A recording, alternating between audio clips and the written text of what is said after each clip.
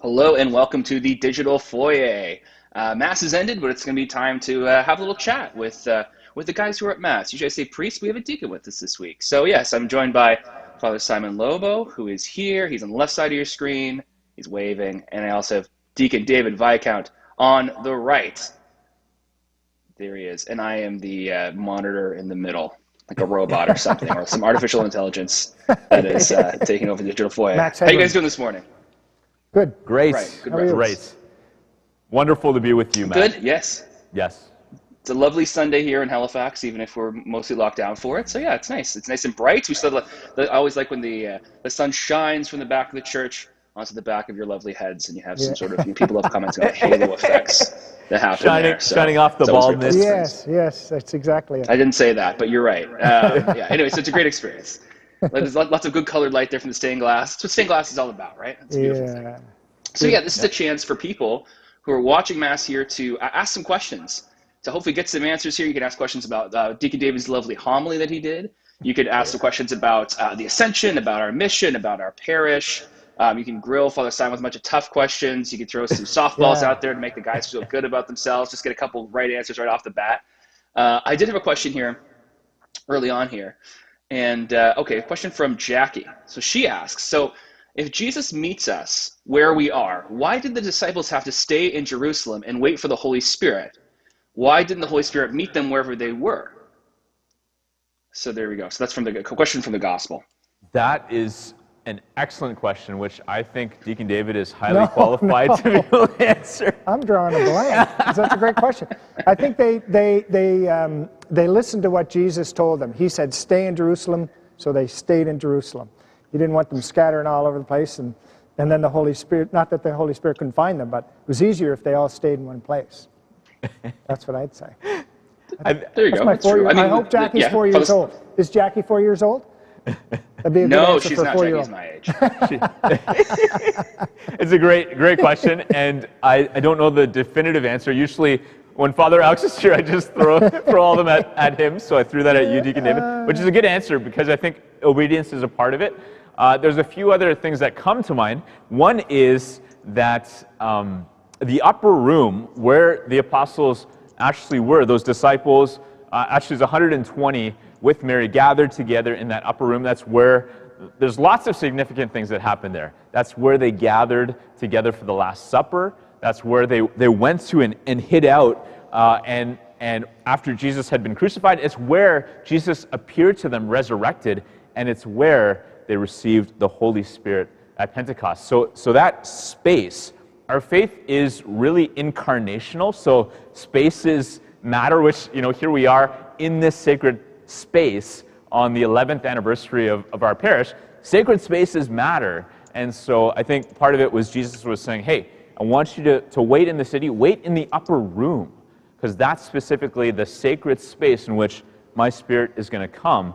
And then from that, Jerusalem was really, it was so central to the Jewish faith because the temple was there. And so this Christianity, which was really this fulfillment of Judaism, which had been waiting for the Messiah, it was from Jerusalem that you then have concentric circles out from that, right? I think in the first reading that you read from the Apostles, Deacon David, first share with Jerusalem, with Judea, which was kind of the province around there, Samaria, which was the province to the north, and then beyond to the whole world. And so that you have these kind of concentric circles of going out on mission, but sort of ground zero is Jerusalem. So, anyways, that's my guess.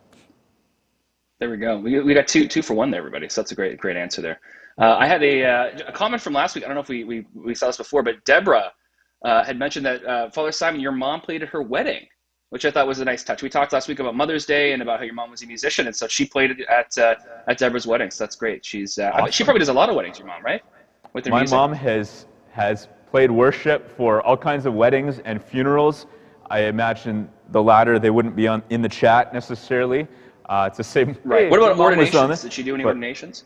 I bet she diaconate ordinations she has played at. I don't know about priestly ordinations. They're often at the cathedral, but yeah, mom's been around. So I imagine that was Deborah's in Ottawa, I assume, if she's joining us from there, and Mom played at her wedding. Very cool.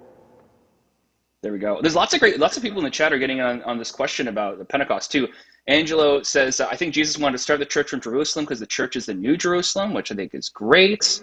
Lots of, like, I know Lana talked about the importance of community. Laura talks about how we want to keep them together, so everything that happened needed to be much more powerful.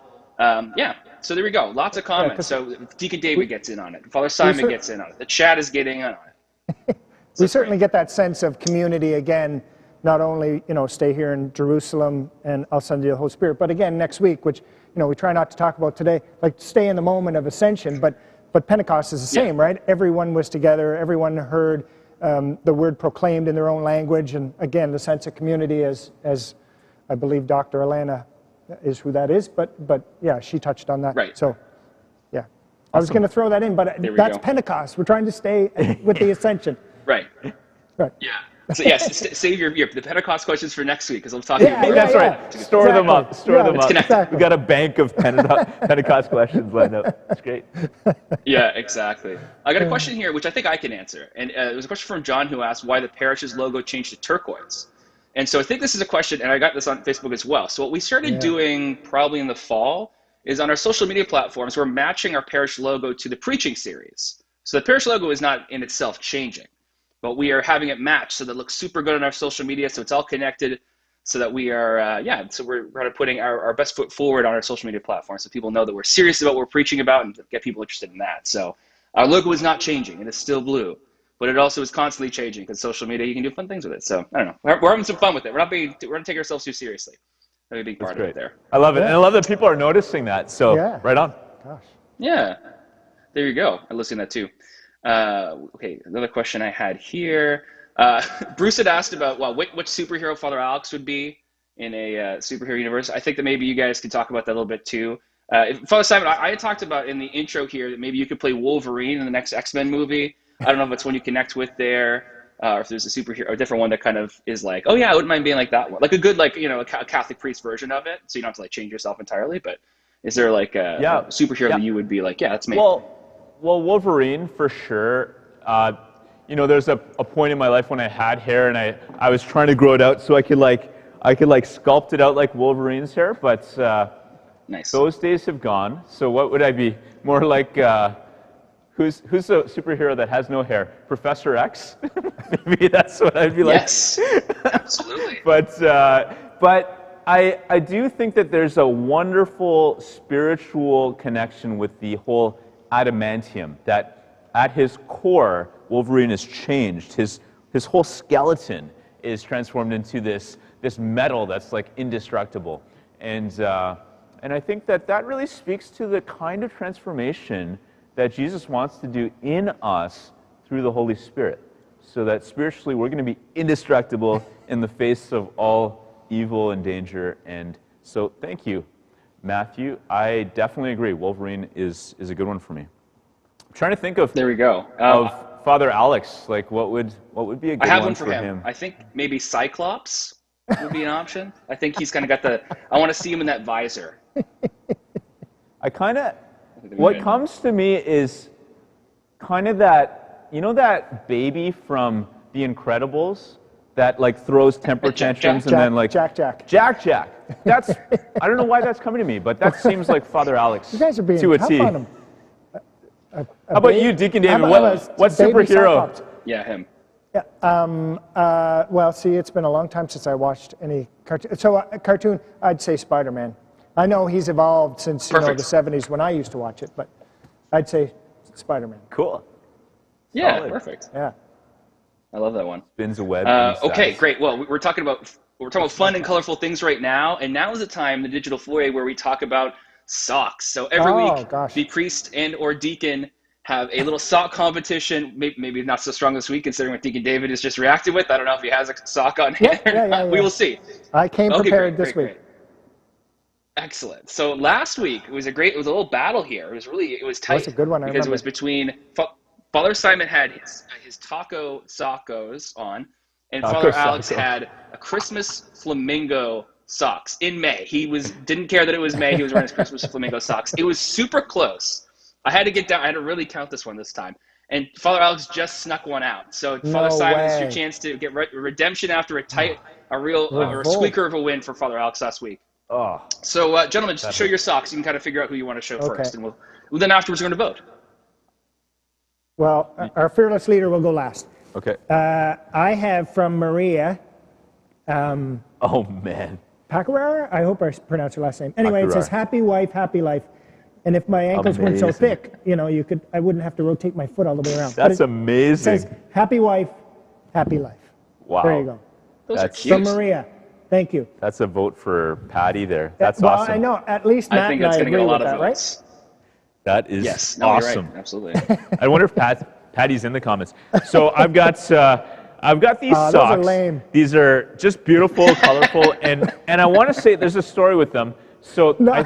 I think I wore these socks when Father Matthias was here with us a little over a year ago. He was here for a parish mission, and I was just thinking about him last Oh, he's playing the Friday, sympathy a card. couple days ago, was the Feast of St. Matthias, May 14th, and so I was praying for him, and I was just, actually, if you saw me on my phone earlier, I was texting with Father Matthias, and I just told him that we're all praying for him. So anyways, there you go. That's why I wore these socks, but anyways. I didn't know the socks had to come with a story. Thought we were supposed Well, to it do helps. socks. I think You the have guys to- you often have try to to throw in a thumb on the story. scale, right? Yeah, exactly. So There vote you on the go. socks, folks. Go ahead and do that, and let us know who you thought won. It was tight last week. We'll see who will be this week. Will it be the Happy Wife, Happy Life socks from Deacon David? I'm pointing the wrong direction. I'll just point forward. And Father Simon has his striped socks from before. So you can go ahead and vote on those now. And then right now we're going to turn it over to Laura at SB Kids Online Church.